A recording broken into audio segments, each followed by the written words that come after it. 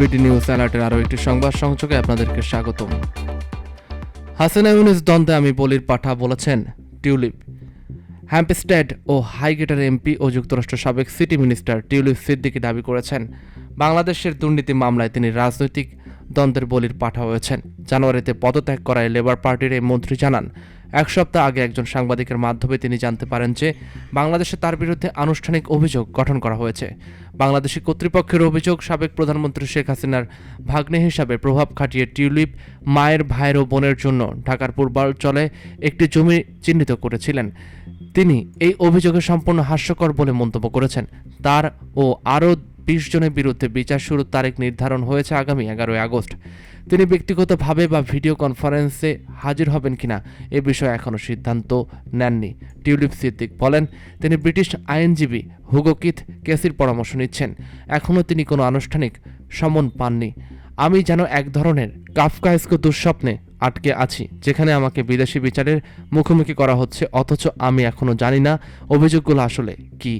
কাফকায়েস্ক দুঃস্বপ্ন এমন পরিস্থিতিকে নির্দেশ করে, দুঃস্বপ্নের মতো জটিল, উদ্ভট ও অযৌক্তিক, যা নিপীড়ক আমলাতন্ত্রের সঙ্গে সম্পর্কিত।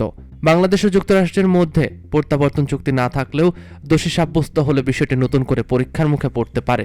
গত বছরের জুলাইয়ে লেবার পার্টি ক্ষমতায় আসার পর ব্রিটিশ প্রধানমন্ত্রী কিয়ার স্টারমারের ঘনিষ্ঠ সহযোগী সিদ্দিকী অর্থনৈতিক সচিব ও সিটি মন্ত্রী হিসেবে দায়িত্ব পালন করেন, যিনি আর্থিক খাত পর্যালোচনায় সক্রিয়ভাবে কাজ করেছিলেন। তবে এ সময় 5000 মাইল দূরে বাংলাদেশের রাজনৈতিক পরিস্থিতি দ্রুত বদলাচ্ছিল। ছাত্র নেতৃত্বাধীন গণঅভ্যুত্থানে শেখ হাসিনার 15 বছরের শাসনের ক্ষমতা ভেঙে পড়ে, হাজারো মানুষের মৃত্যু। তারপর তিনি ও তার বোন শেখ রেনা ভারতে পালিয়ে যান। 1975 সালে 15 আগস্টের সামরিক অভ্যুত্থানে টিউলিপ সিদ্দিকের নানা ও বাংলাদেশের প্রথম প্রেসিডেন্ট শেখ মুজিবুর রহমান প্রায় পুরো পরিবার সহ নিহত হন। সেই ট্র্যাজেডি মাথায় রেখেই এই নারী রাজনীতিক বলেন, আমি আমার খালার পক্ষে সাফাই গাইতে আসিনি।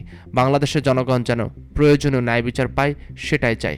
টিউলিপের দাবি অনুযায়ী 2024 সালের শেষ দিকে নোবেল বিজয়ী অর্থনীতিবিদ ও শেখ হাসিনার রাজনৈতিক প্রতিদ্বন্দ্বী ডক্টর মোহাম্মদ ইউনূসের নেতৃত্বে অন্তর্বর্তীকালীন সরকার গঠনের পর থেকেই বাংলাদেশে কদর্য রাজনীতি তার জীবনের প্রভাব ফেলতে শুরু করে। অজানা কিছু ওয়েবসাইট খবর ছাপা হতে থাকে যে তিনি রূপপুর পারমাণবিক বিদ্যুৎ কেন্দ্র প্রকল্প থেকে $50 কোটি আত্মসাৎ করেছেন।